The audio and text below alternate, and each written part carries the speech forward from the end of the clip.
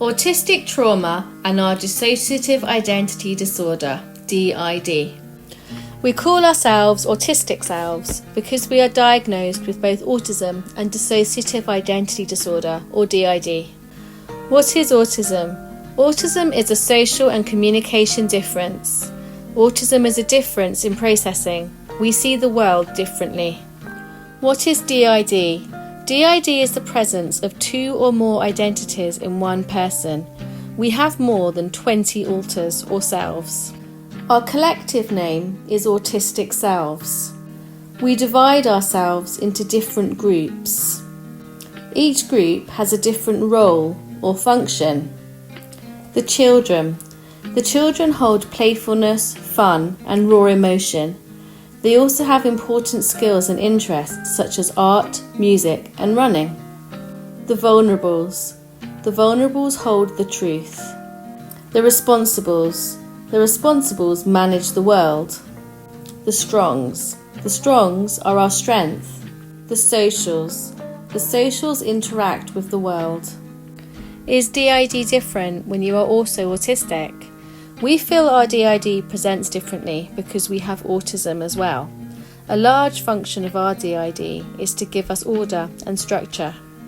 Why do we describe ourselves as having autistic DID? We feel our DID is different to typical DID because it is caused by a different type of trauma from trying to fit into a non-autistic world. We call the type of DID we believe we have autistic DID. In our therapy, it's important to consider our underlying autism as well as understanding the type of DID we have and how and why it developed. We feel our DID was caused by autistic trauma and not just traditional trauma. DID is typically thought to be a response to trauma, such as abuse or neglect. We feel our trauma mostly comes from being autistic and trying to fit into a non-autistic world.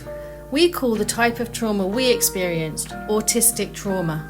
What is autistic DID and how is it different to typical DID? Typical DID is a coping mechanism to survive traumatic experiences. Autistic DID is a coping mechanism to survive overwhelming experiences.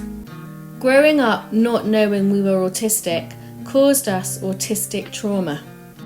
Causes of our autistic trauma: sensory processing differences, difficulties with flexibility, social and communication differences, executive functioning difficulties. Examples of our autistic trauma caused from difficulties with flexibility. All changes cause distress, especially if they are sudden, unexpected, or unwanted.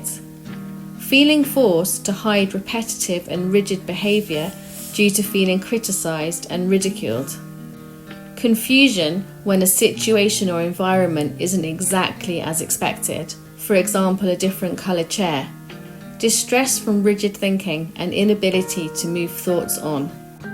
For example, changes upset us. Today we are going on a cycle ride. We feel excited.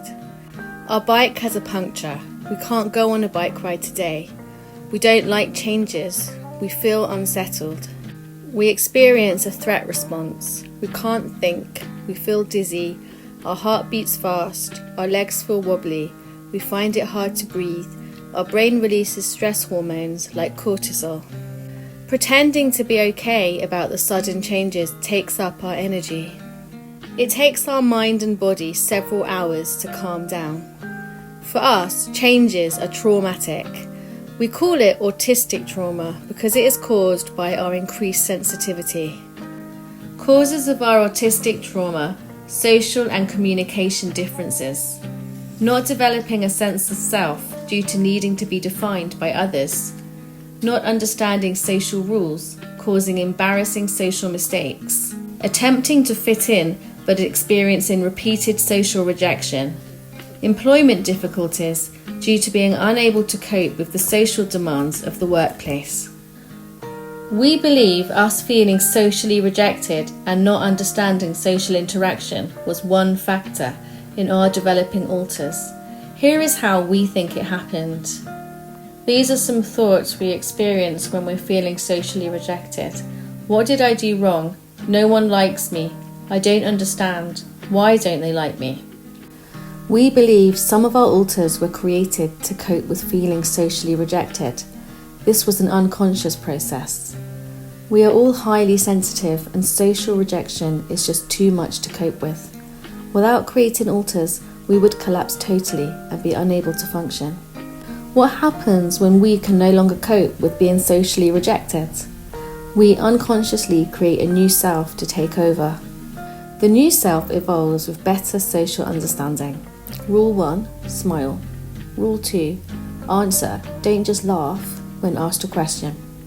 The new self has no memory of social rejection and so is initially resilient. Why are they walking away from me? I'll just follow them until they talk to me. Is she trying to talk to us? I'm afraid so. Just ignore her and she'll go away. The self that has been replaced goes to sleep inside. For us, our many selves remain dormant until they started to emerge in our 20s. When the new self can't cope, a new one will emerge again and again and again. Even now, we still sometimes create new alters. When no one in our system can cope, a new alter will emerge. For example, this is Marianne. She's an alter that evolved in the last year. Marianne manages our money. She is sensible, responsible, pragmatic, and mature. Examples of our autistic trauma caused by difficulties with executive functioning. Struggling to leave the house because it's so hard to get organised. Feeling judged because of difficulties in executive functioning.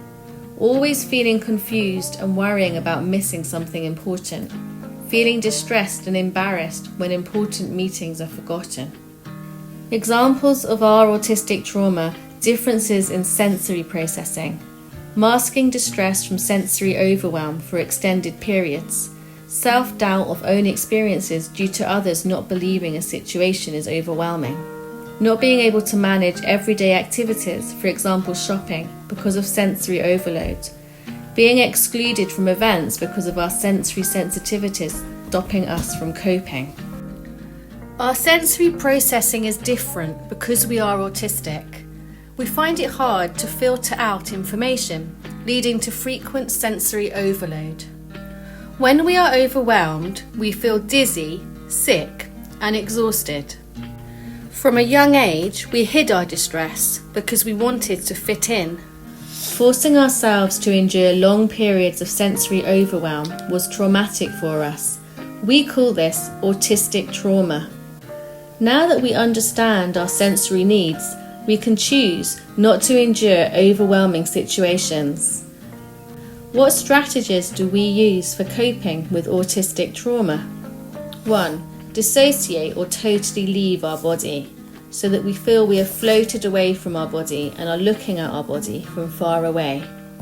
2. Unconsciously create an alter to endure the situation for us. When I was growing up, I didn't know I had personas, and they didn't know about each other either.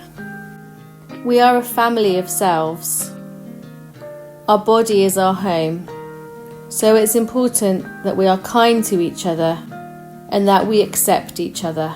If you'd like to support us, please subscribe to our YouTube channel and share our videos. You can donate to us at ko-fi.com, and we're also on LinkedIn where you can connect, and on Instagram where you can follow us. This video was made by Autistic Selves. We hoped you found it helpful and have learnt something new. Please subscribe to our channel and share our videos. Thank you for watching.